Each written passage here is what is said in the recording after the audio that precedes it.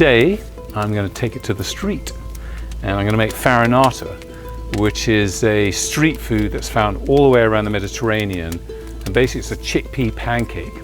And it's very, very easy to make, perfect for doing in the wood-fired oven, great as an appetizer. So the batter is very, very simple. You want to make it about at least 2 or 3 hours or even the night before if you can. And the proportions are 1 cup of chickpea flour to about 1.5 cups of water and a tablespoon of salt. Mix that up. When you come back to it, after a few hours, it's going to be a froth on top. You want to remove that froth and then add a couple of tablespoons of olive oil, and that's the batter. Then I've got some olive oil for the pan, I've got some rosemary, and I've got some freshly ground black pepper. And then normally farinata is made in this tin-lined copper pan, but those are not very easy to find. But an iron skillet is perfectly good to use, and I'm using this cast iron, very hot paella pan, and that's all the ingredients that you need. And then I'm going to finish it afterwards with a little bit of grating of Parmesan cheese. So why don't we get started?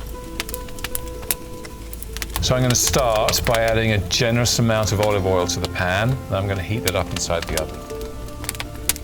So you want to be careful you don't get the oil too hot, because then you're going to fry the batter when you put it in, and you don't want that.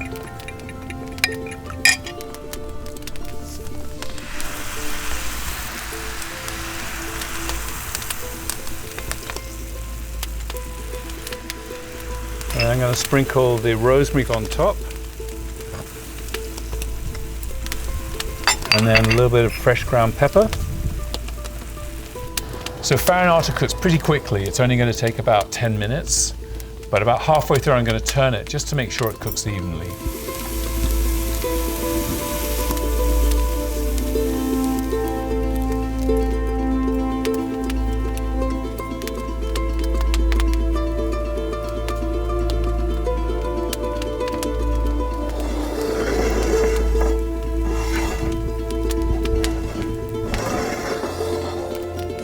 So you'll know it's done when it's this beautiful golden color and it's speckled brown on top.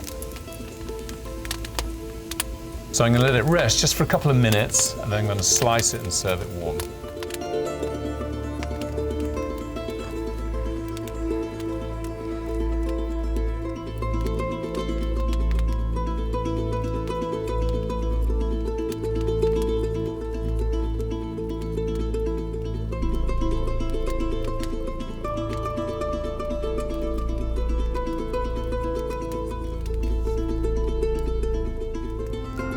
So I'm making traditional farinata with rosemary, but the lovely thing about this dish is you can add all kinds of ingredients to the batter before you cook it, like thyme or garlic, onions and mushrooms.